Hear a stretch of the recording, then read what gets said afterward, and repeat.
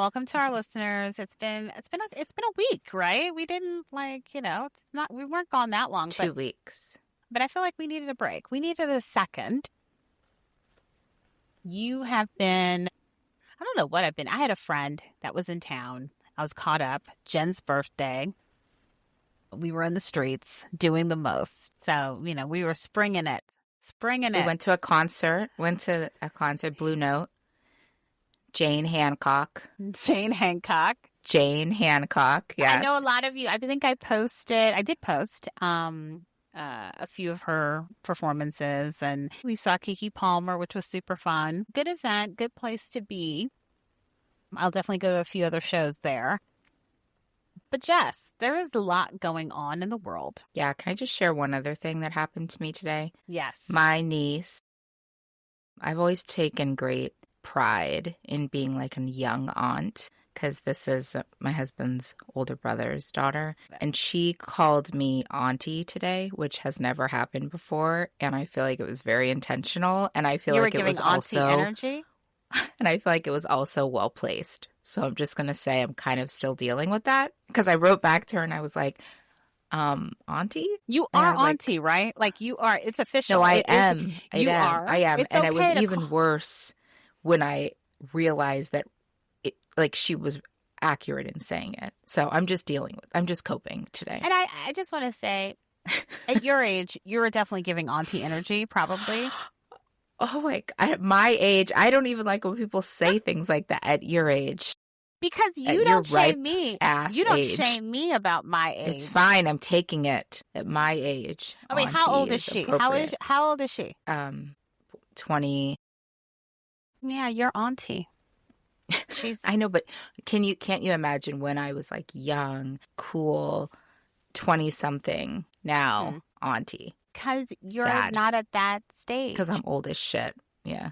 Damn. Girl, you're trying to be in bed by 10. You're trying to be in bed by 10. So I'm not sure you were at the rave. Excuse you. My sleep timer goes off at 10:30. Okay. So the rave she was attending, to make sure that she was like live, and she probably didn't sleep last. I was like, what about Coachella, Billie Eilish, Justin Bieber? I knew that. Oh, I love that. I didn't even really know that because I didn't know the songs they were playing or anything like that. Well, I love that Billie Eilish reacted so warmly, because I think he said that he had tried to protect her from the industry in some ways because he didn't have anyone looking out for himself. So it was kind of it was nice to see those. Like, oh my God. Yeah, it was cute. Yeah, very cute. But I also was telling my nail, I was Coachella. This is going to make us sound cool. Coachella stories. It's not. Yes. Well, I was telling my nail lady about my Coachella, the one time I went to Coachella, which was 2006, I think. Wow. And that's 20 years ago. I just want to really break this down. That was 20 years ago. It was 20 years ago. And I was telling her about how I snuck into Coachella, but this is like before they had even like whatever. And she goes, they didn't have like QR codes. I said, girl, QR codes? They didn't even, I said, we had old school wristbands. Nobody had QR codes. I said, I think I had a paper ticket and a paper wristband. You didn't even have an app. You didn't even have anything on the phone at that point. That was like 20 years ago. I don't even think you have a screen that was big enough for anything else. Girl, I saw Daft Punk though. Daft Punk and the artist formerly known as a respectable human, Kanye West. You went to the Kanye Coachella? Oh, that was Kanye, Daft Punk, Common. Wow. That was like a blast from the past. From the past.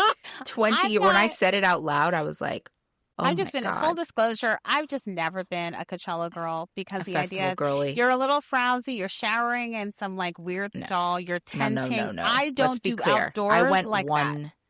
Let's be clear. I went one day. I went half of one day.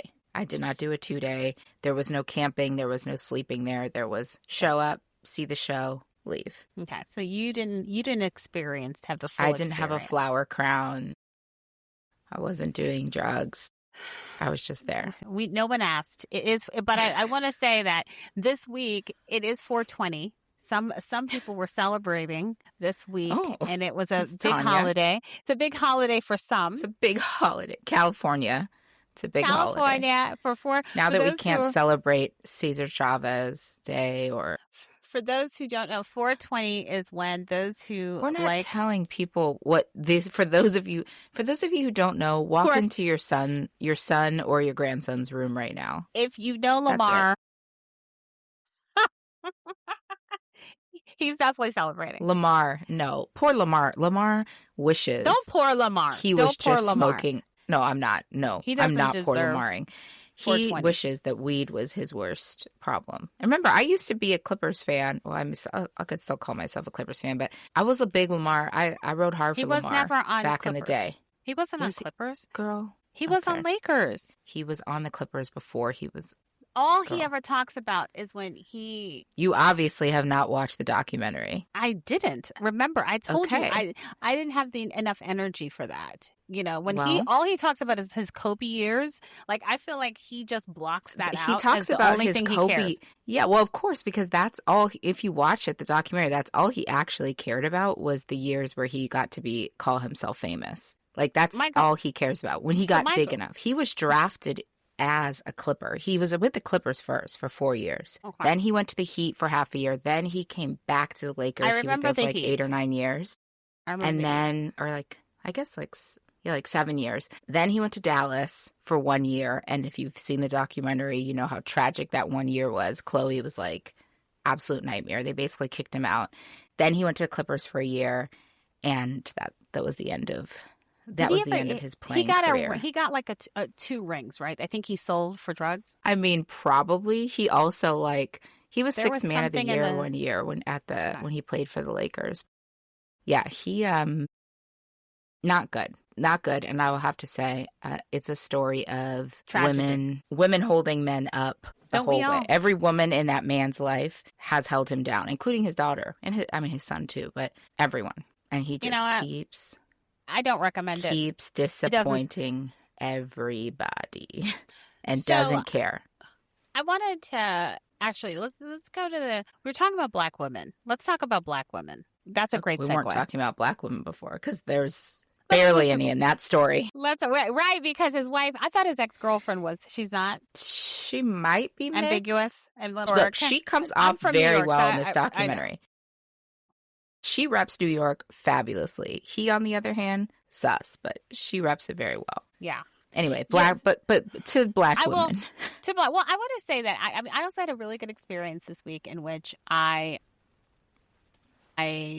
got to present to the women of Lambda Kappa Nu, and they're an incredible organization. It's a professional sorority, but I got to present on philanthropy, and I was thinking about how much those women gassed me up when I was there and the support I felt. Like I felt most of those women in that room were like, okay, sister, come with your stuff. Come with your stuff.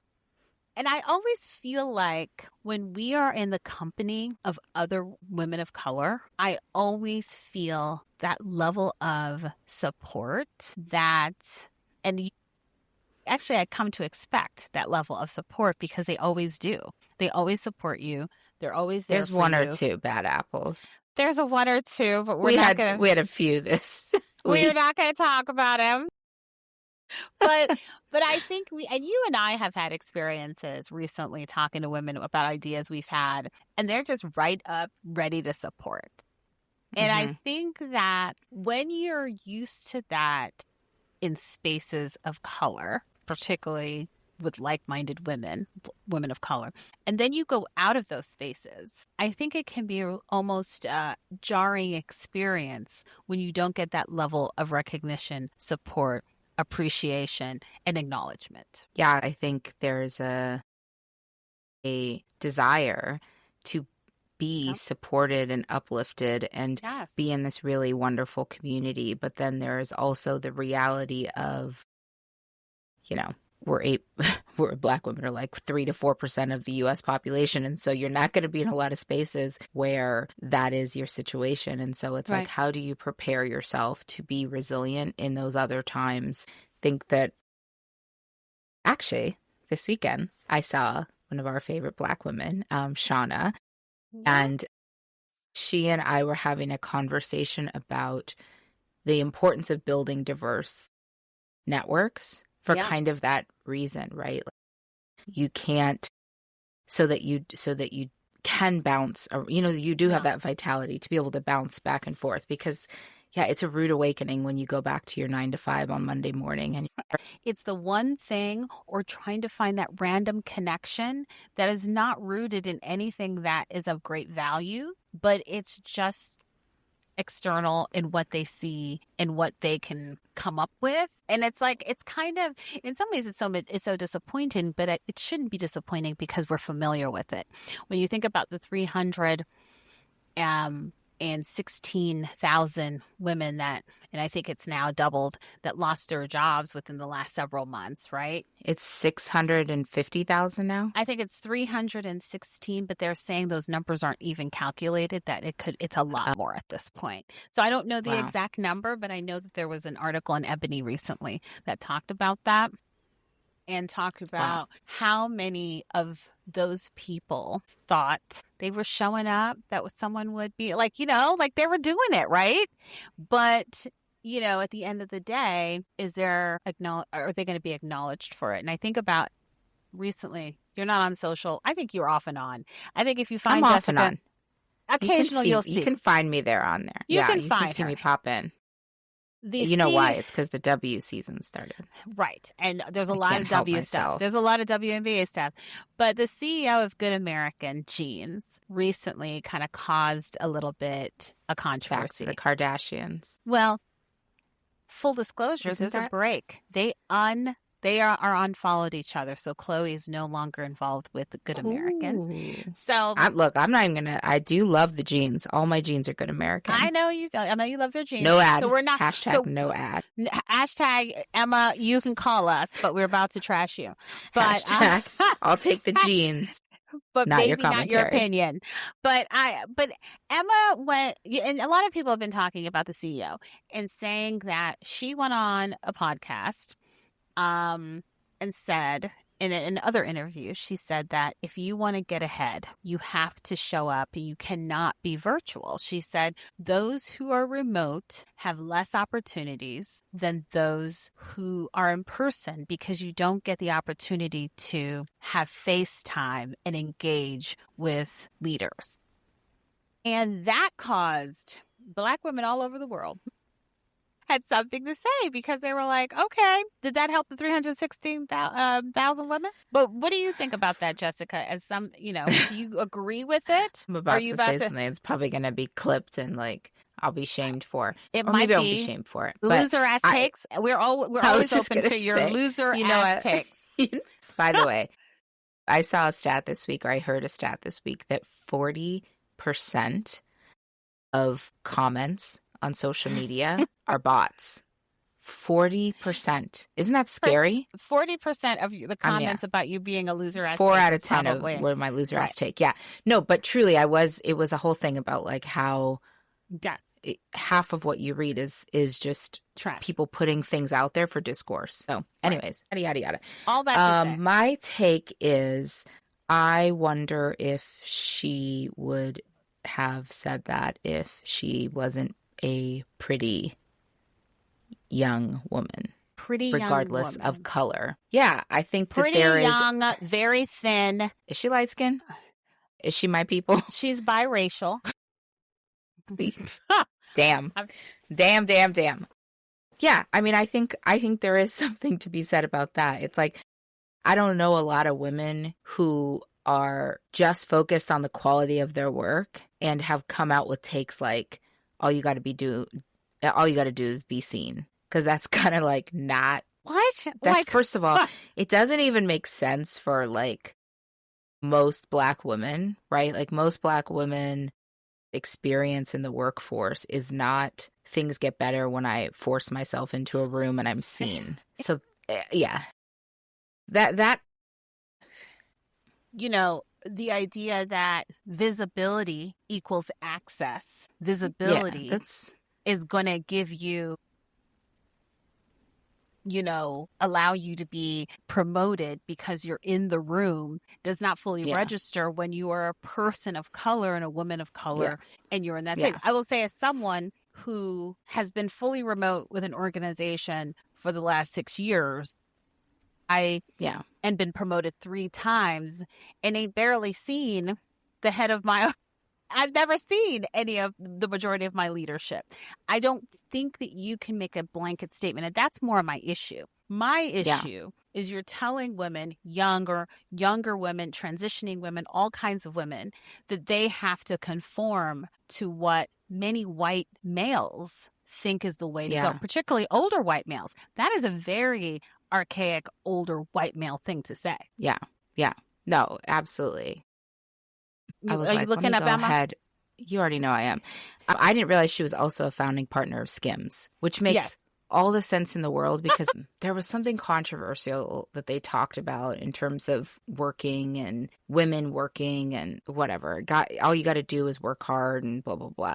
I mean, I don't know. I think that's an easy comment for someone who's like worth like $300 million to say, right? Like, is this idea of all you got to do is show up and be seen, and you can. And I'm seeing she was raised by her mom who worked at Morgan Stanley. So like investment banker background. So, okay. I don't. Do we not want to say that? Do we? No, I'm just saying we have nothing else to say. She was raised it's like you come by from a privileged Right. Like, and I know we're coming. Emma, call us maybe if you wanted us to wear your jeans. But Emma, you need to have a different idea, because you can't just put that out as a blanket statement, especially when women are looking up to someone like her as the one. And let's hope I never need Let's hope I never need seed money from anything from. God, that just came hard for her. But I don't know. She's a young woman who, I guess one cannot say that she basically came from nothing. You can't say that. I'm sure she had a good investment from her family. But, she's a woman entrepreneur. As you just said, it was worth how many millions of dollars? She's the first mixed race woman investor on Shark Tank. I'm just saying that. She married the Swedish co-founder of Skims and the denim brand. Then they moved to Bel Air in 2017. So the sis on the corner, the sis in the office trying to make her way to the top, who thinks that she's neurodivergent. She's neurodivergent. She's super, quote, super dyslexic. I think some people do need to be in the office. I'm going to say I don't think everyone has to be. I don't want to have that opinion. There are some people who feel as though they need that. But I'm not going to say that everyone has to be in order to be successful, because I'm feeling pretty good about myself lately. No, and I think it's so interesting. I think it's so interesting for someone to just be able to say, like, this is what makes you successful across any business. It's like, well, so what makes her successful at a jean company or at Skims is the same thing that makes, me successful in healthcare, or someone successful at a nonprofit. Like, girl, get out of here. I just think it's also just Anyway, it's a privileged point of view for someone to be talking about when it's like there were lots of Black women who were trying to show up for their job and it didn't matter because they were getting taken away anyway. Right. It's and I think that it's a loser ass take. Emma, we're gonna give. I gotta pay it forward. I gotta pay. We'll give her our weekly loser ass take award. I was think one. We should. That's a new. I feel like that needs to be a new segment. We had Shine Sis Shine. Come on. Yes, and I'm the inaugural holder of the. You had a I mean, I don't. I personally still don't think my take's loser, but I will take it as I'm the foundational. You're the foundational loser. But this recipient of loser ass takes. Actually, if we're doing loser ass takes, Lamar, I mean, there's a few loser ass take. Loser. Yeah. Let's just keep loser. Yeah, I was going to say, there's a difference between losers and loser ass takes. A loser ass take is telling Black women or any woman that, like, the way to the top is showing up at your job. Like, let me guess, in a Skims bodysuit, too, and some tight jeans. Her outfits are a little... Yeah. Well, I mean, like, okay, it's high fashion. Let me get the scuba Good American and Skims, squeeze my ass into it and show up. Girl, just show up. Kind of attention. All attention's good attention. see how far you're going to get. But I will say the proximity equals advancement equals success. I'm going to say that that's just That's a false. loser ass take. And then that, ladies and gentlemen, is a loser ass take. Right. Because, right. Yeah. No, because if that was the case, all these people who surround themselves with Black women, this, mammified Ooh. role that often people Ooh-wee. like, let me go to you as my person to consult with. Let me go here to understand what people are thinking and feeling, what marginalized folks are feeling. Like, if that, there's lots of proximity in situations like that, and that doesn't show up as rewards for a lot of women. It shows up as extra work. And it's not even a promotion at this point. It's just basic respect. Do we get the basic respect when you walk into a room and people who actually should be able to know who you are, or you have people who you've done well at the job, but yet they can't talk to you about the job. They're talking to you about your hair, like I said, right? Like, can we have some level of recognition that doesn't equal superficial dialogue? Yeah. Okay, this is where I feel like this is my hot take / positive take for the day. Okay, thanks for bringing us. I think Black women have a real opportunity. All women of color have a real opportunity as the workforce changes over the next decade, 15 years, and you see industries shifting into the need for more relational leaders who with higher EQ, leaders who are super resourceful, leaders who have their finger on the pulse of the culture of the organization, because they don't need the technical expertise because computers are doing that. There is a real opportunity for women of color to suck up that space and become those leaders that actually organizations will need moving forward, because they're not going to need someone with deep, deep sector expertise. So this is my call to women. We're already stacking. People are already stacking degrees and certificates and whatever. Stack, girl, stack. Focus on how you become a more emotionally agile and intelligent leader. Jessica. Yeah, because you didn't used to get rewarded for that, but that is the future. Like, rewarding it, that's the only way forward, right? Yeah, I think that is. I love that. That was like that was always Jessica. Tap, tap. Tap, tap, tap. Well, look, so many of us were for so long, and that's where you see the industries right now that are struggling. We're the backbones of so many organizations, right? We're the people who are holding things up, and then you see where it's gotten us. So it's time for us to kind of revolutionize ourselves, right? It's like, oh yeah, we were secretaries for a long time. Then they phased that all out and said, oh, you need to be executive assistants. So then we became executive assistants and started stacking all these degrees. We got government jobs, we became teachers, leading nonprofits, changing communities. Now that's shifting. Doctors, funding's drying up. Right. So now we have to pivot and think about where is our unique skill set needed. I think that comes in. I just recently attended an event on the Report on Women and Girls, and there were so many high-powered women there in California talking about their pivot, talking about whether it was the skill they just got, the degree they just got, the certificate that they're thinking about, or the business that they just decided that they just had to do because they could no longer live and work it couldn't be someone else anymore. They really had I met some sis, and she's amazing. I'm having lunch with her next week, and she was saying, girl, I prayed about it and I decided it's time. I could not. And she had a really high powered deputy job with the state of California. And she said she prayed about it.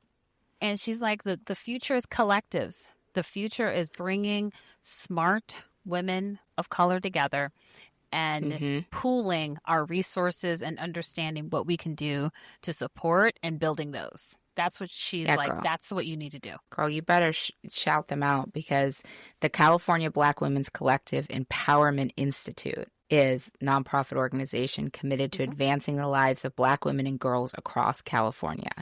Our mission is rooted in driving social and economic mobility, ensuring that Black women and girls not only survive, but thrive. Girl. We're joining. We're joining, by the way. We are joining. We have, listen, the application is in. And I really just also joined today the founding group of women of color in philanthropy. There are so many of these sort of groups that are rooted in supporting each other. And I was like, you know what? We need to be. I just love it. I also just joined the board of Skims and Good American today. And we support making sure you go to work, showing up and looking good and tight. Make sure the man sees you. Make sure they see eyes you. open. Okay, that took a turn. Yeah. I think at the end of the day, the answer is not going to be pulling back from. It's going to be doubling down in communities that support people who look like us. And so the real question is, how do you deal with the whiplash of Monday morning being like, Trust, it wasn't easy. Right. You're kikiing, you're talking about your hair in a good way with other people. You're getting tips on hair. You're getting tips on whatever, all the things. Girl. And then Monday comes and it's like, so how do you prepare? You know, it's funny because what's in your preparation kit? Your Monday morning prep kit. My Monday preparation, I think we do have to brace ourselves because the joy that we find in all of those spaces, Jane Hancock, sisterly times, kikiing all day, hanging out, even going to Pride. I mean, I was at Pride in Claremont. These inclusive spaces where you feel seen. Right. Everybody's looking, go, hey girl. And you're just feeling slapping that energy. Ass. Okay. Calm down, Turbo. I will say it's the joy, though. It is the joy in these spaces. And I'm not saying you don't find joy in the grind, right? You don't find joy in the 9 to 5. It's different. I do think it's very different because you're pouring into something else that is a different cup. And you feel seen, right? Right. Like you're like, I'm not putting on for folks. Right. Like I'm being seen for who I am, for what I bring to the table. It's being acknowledged. Right. I'm being remembered. I'm being told that I'm, you're going to remember. Ideas. Right. Every person I met, whether I met them for 5 minutes or not, will remember me the next time they see me. Right. And you don't always get that in other spaces. But my question is, do we even care? That's the thing. I mean, they think, yes, we care, but I guess my thing is like, how do we not care? I mean, we don't care. I guess, does it impact us? The answer is yes. Like it does. Because I know I get to a point, I got to a boiling point. Yeah. Pour into the spaces that pour into you. But the people who matter, the work that you do for others that matter, they know who you are. And don't have false expectations. Don't set yourself up. It's like thinking Lamar's going to stop doing crack. And he's not. And you know what? At one point, not, Chloe, He's not. And Chloe he opened up rehabs. He still didn't stop. He didn't even take his own counselor's advice. In Chloe, at some point, that's the analogy here. At some point, you have to stop expecting people to do things that they're just not going to do.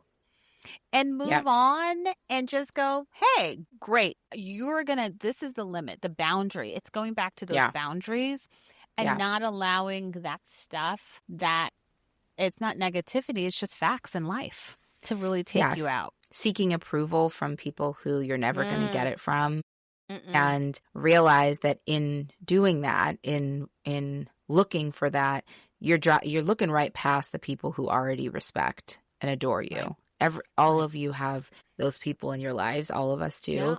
And I think sometimes because of how hierarchies are set up, because of how whatever society is set up, like you're looking to the next person and the next person and the next person higher up. Like, will they recognize me? They may not, girl. Better yet, they won't. So and that's don't hold your breath because you're going to feel better and more validated by looking at the sis next to you who says that you made a difference in their lives than you are from some rando. Just JCL was playing it the other day, the Saturday Night Live skit of like these actually, it's hilarious for this episode. It's like these No. white men are like, life's been really tough lately, work's been really tough, and they're like, but I found a way to kind of get to feel better about myself. And these white men start going to a black barber shop, and the black barber shop, because Not now they're black getting the barber experience shop. like where they're there all day and they're They're like it's a hanging. black They're barber kiki, shop, right? they're Right, they're hanging, they're talking. kiki. And Right. everyone at the barber shop's like calling this like white guy Epstein. Like that's his nickname. And you could see him feeling so uncomfortable about it, but also he's getting all this validation. He's like, it's just so amazing when you go in there, they know you and they're loving on you, and it's hilarious. I was dying laughing. Oh Of my course God. Keenan's Okay. in it. We may all got Keenan's still there. Girl, I need Keenan. Girl, But Keenan's still there. He's holding that show up. What are we talking about today? He's showing up to work. He didn't stop at COVID. He said, you know what? I'm gonna be at the Rockefeller Center. I thought he left, but clearly Keenan He's is never. still Why rocking. would you leave if you were? No, he's like, That you coin? guys, Those y'all can coins are keep paying me. those are steady coins. Those Good are real burger. coins. Those are. Look. Did you say good burger? Those are steady coins. Keenan's Those are not steady leaving yet. coins. No, But yeah, so I mean, it's a very funny episode. I would encourage our listeners to lean in to your communities, regardless of and regardless of what's happening in your everyday. Focus on the communities, and invest in them. Yeah, Invest in those communities. Yeah.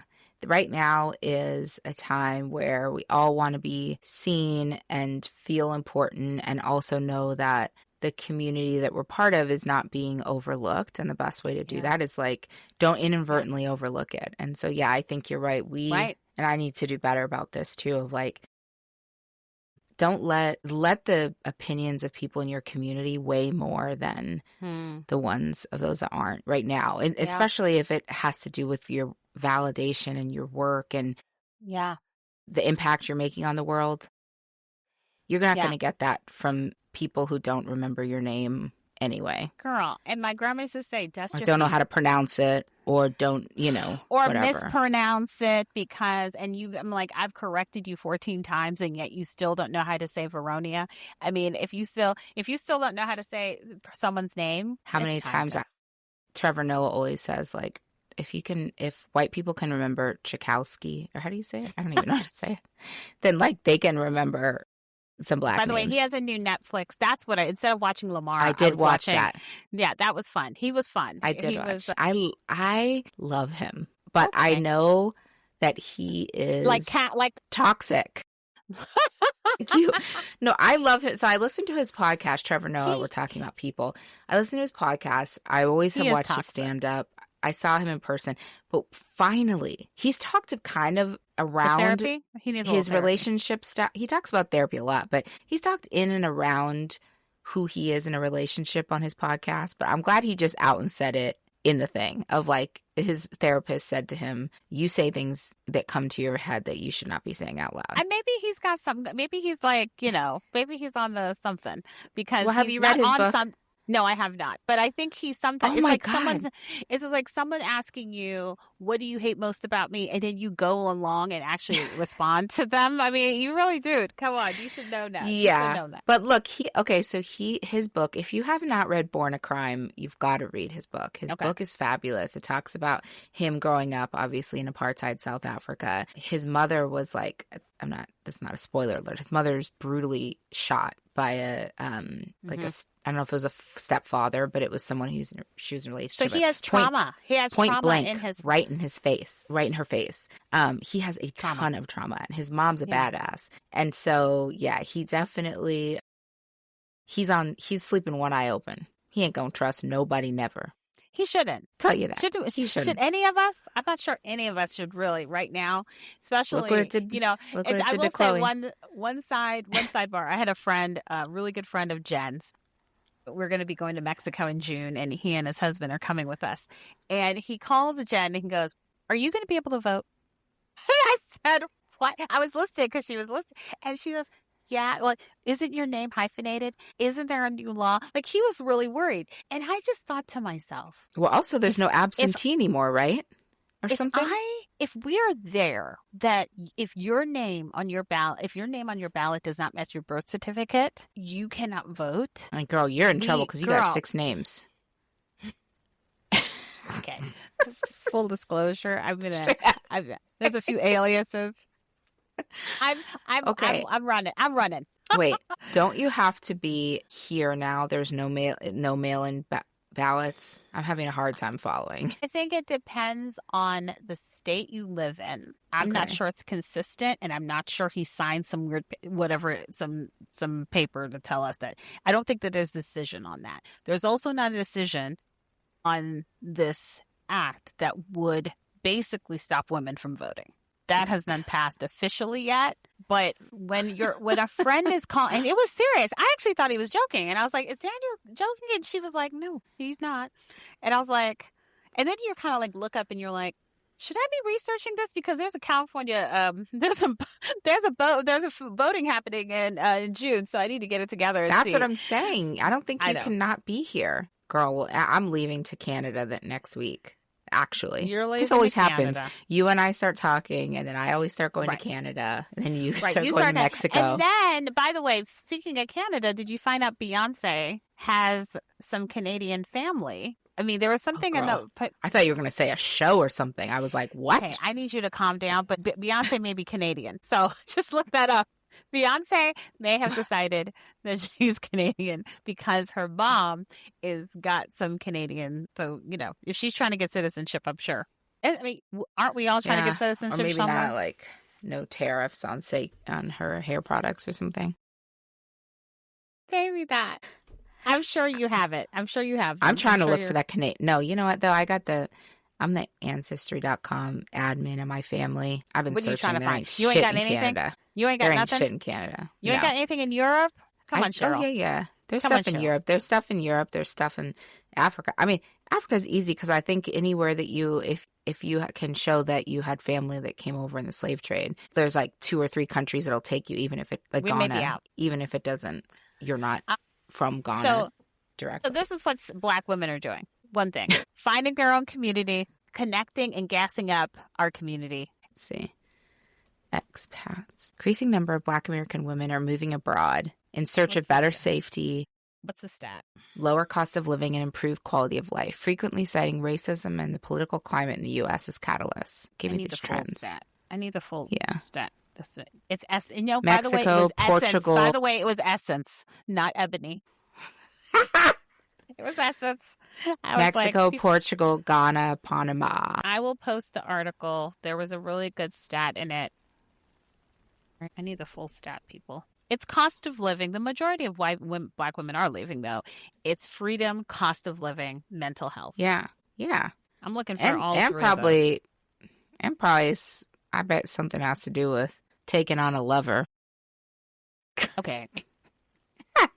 You think that's why sisters are like leaving because of that? Look, why not? I'm looking for it. Trying to see. I think the group 60 plus. Okay, I'm not trying to. Black women's unemployment in the U.S. rose from 5.4% at the beginning of 2025 to 7.3% by December. That is kind of crazy. That's 1 in 10. That's damn near. And what's our number now? It's not 316 anymore. Did they say what's the number? We'll post it. I'm not trying to subscribe to this. Well, I think it's been on my list. There's a woman that helps Black women build businesses out overseas. Tracy Collins, she's amazing. I need to invite her to the podcast. It'd be great to have her on to talk about her journey. Yeah, girl. So we will, as you yawn on the podcast. It's time to get. Well, I'm just seeing there is the whole report that you said is the report on Black women in California. From the collective. Yeah, doesn't that have stats in it? Yeah, yes, but I'm not going to pull. It's behind me right now. I'm not going to pull it right now. I see. Okay. So yeah, I will pull it, and actually will point. I may just repost the report on women and girls. It is an excellent piece of research that I helped support. Not to make it about me or anything, but not make it about me. But listen, it's an excellent piece of research, and I'm kind of some big names are behind it. Myself included. Okay, well, listen, like, subscribe, listen. We are so grateful for every one of you. We are thinking about big things, planning some like community stuff, and I think that's what we want to focus on in the summer is our community. And look, I think last episode's loser ass take was Tiger Woods, maybe. This one is Lamar Odom. Let's see what other. Why is it all connected to like people who are struggling with 2000s who are struggling? Maybe we need to black men. Maybe this is Kanye. It is a very specific time. It is a very there's like this 2010. Do we era. know we're gonna put a black woman in there? How's that Chili concert going? How's that? Okay. Did it count? I heard that I think the internet went black people on the internet were like, you're not going to hide this from us. They came out with her full voting record. Oh my God. Turns out it was not a one-time thing. Not that anyone thought it was going to be, but I'm just saying, I feel bad for She's not going to be at the. Let's just say I feel bad for T-Boz. Yeah, let's just say that TLC will not be or LC will not be, or TC will not be performing at the Obama library opening. I don't think and are we performing? Are we doing a live podcast? I think they have a podcast, an award-winning podcast that might be. But you're going to be there in Juneteenth, I hear. You're going to be there. I actually canceled my trip. And you know what? I just want to thank people who gift you. This is another thing about Black women continue to support. I was just gifted a founder's membership to the Obama. What does that get you? It gets me like exclusive. I'll get invitations. A QR code. QR code. But I will want to thank Marcel, our friend of the podcast. Cool. Marcel gifted that to everyone. And so I am actually, it's a great gift. Look at her thoughtful gift. I love that. And so you may have something in your box at some point, but I decided I want to gift that to someone else. And I feel like if I gift it to you, Jessica, I want you to gift it to someone else. This is what I did with my WNBA subscription last year. Yeah. So I love this idea. Lift. It's not a huge lift. It. And I think the more people we can get to be founding members and support, I think it's a nice year. And so, and don't let this press tear them down either. They're like it's the most expensive presidential museum of all of them. It's only $30. First of all, it's only $30. Second of all, who's going to, I've been to the Reagan Library. It's trash. And the Nixon. I've been to the Carter one. You know what? Listen. And the pretty. Kennedy. That's fine. This one, they're pretty. Listen, we're about to, I will say, so Jessica, I'm going to expect you to pay it forward when you get that I will pay it forward. Email. And I heard, if anyone wants to reach out a hand and help, that Biden's library is having a hard time getting off the ground. I'm not even kidding. I'm going this way.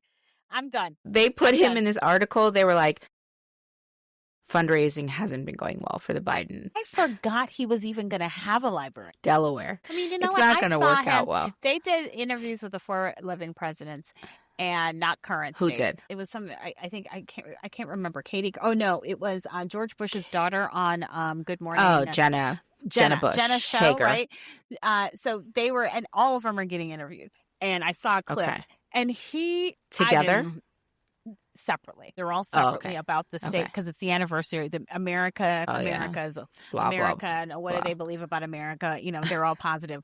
And I would say, is Clinton older than him? Or who's older? Because Clinton's got to be Clinton younger. Was like, hey, Clinton, are you sure? I think so. Because looks. Well, Biden's sick, right? Blessings to him, and I hope he recovers. And if he's not, I don't think he is, but he think going through the journey is hard for everybody. But I will say, Bill Clinton is 79. Okay, and so Joseph he is younger. R. Biden is 83. Okay. So yeah, because I just made an assumption, but I was like, Clinton was like, "Hey, girls, of course he was." He's always like, Well, look at this. He's the same age at a 79. W's that same age. W I will and say W looked Clinton. W looked like he had been through some stuff. And Did Clinton he? still Well, he's looks, been painting. He looked Clinton older looked, than Clinton, or they he look the did same. look older than Clinton. And I was like, how is, I don't know what Bill is doing. Clinton's probably been taking, we know Clinton. He's been taking supplements, shots. Who knows what he's been taking? You realize Allegedly. We've veered so far from the topic. And allegedly. that he looked good. George was a little like, he was just like a little shaky. I was like, ooh, was it Parkinson's? What's 79 going on? is not like a spring chicken. I mean, Obama looked We're just used to old men. Isn't Obama 15 years younger than them? I mean, he looked good. He looked good. Should. Obama's out. Like, Obama jogged in.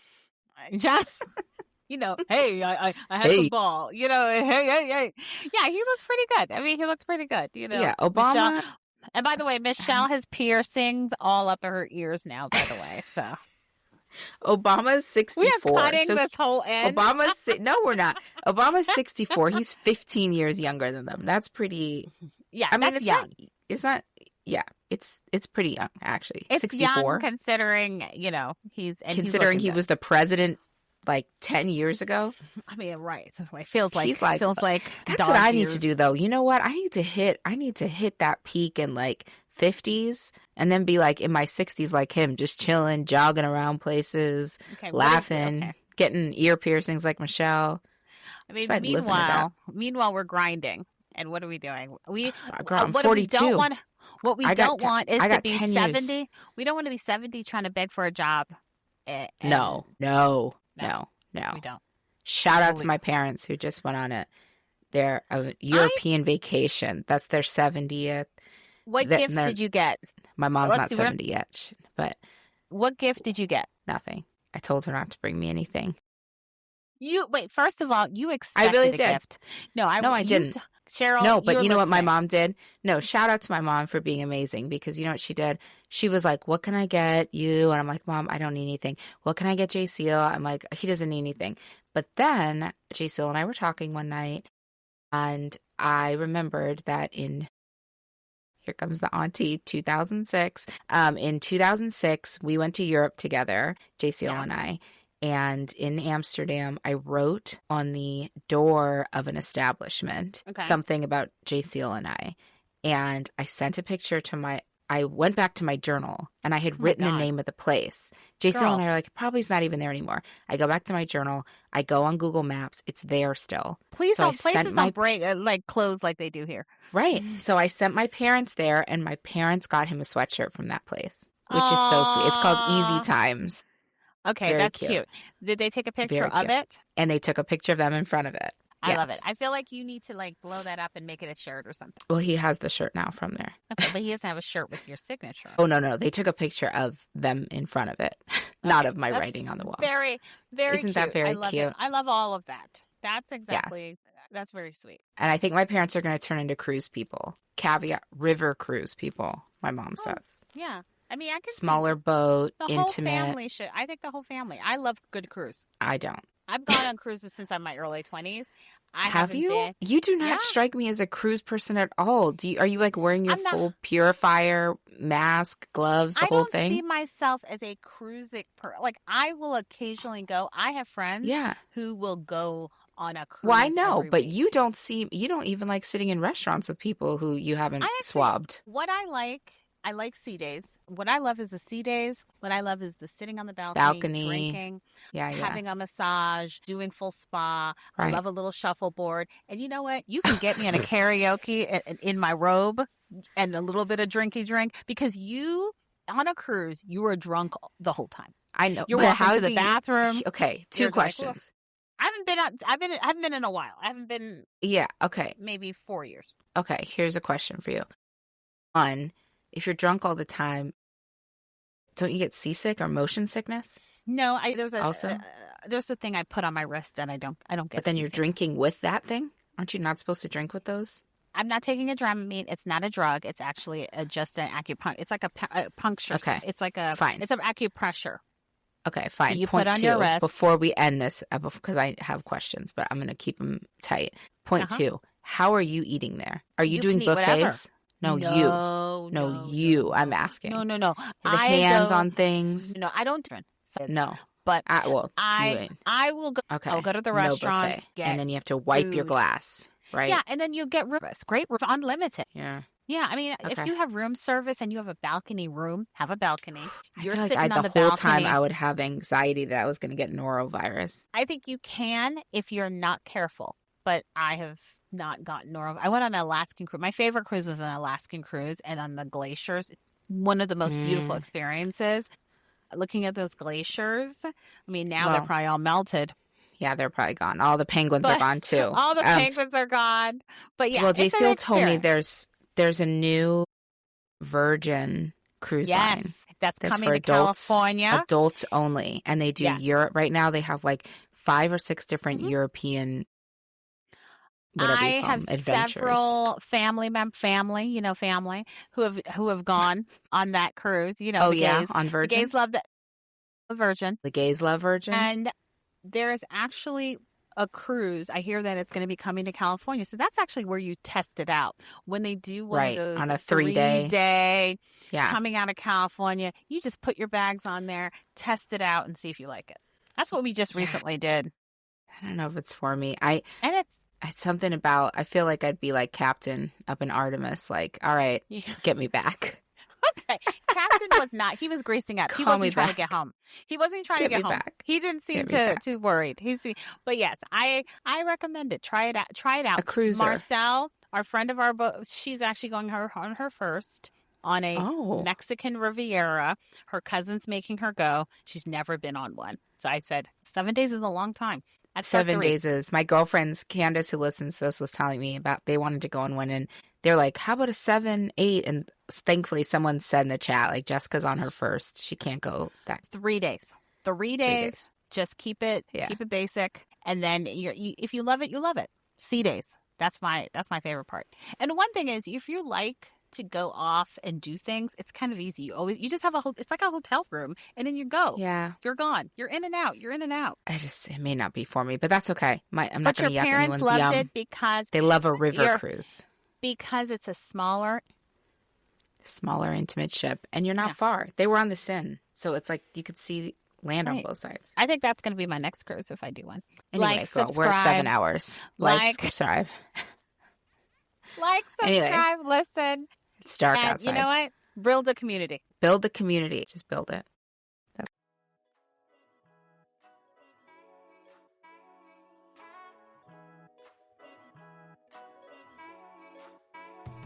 Hey, it's Jessica.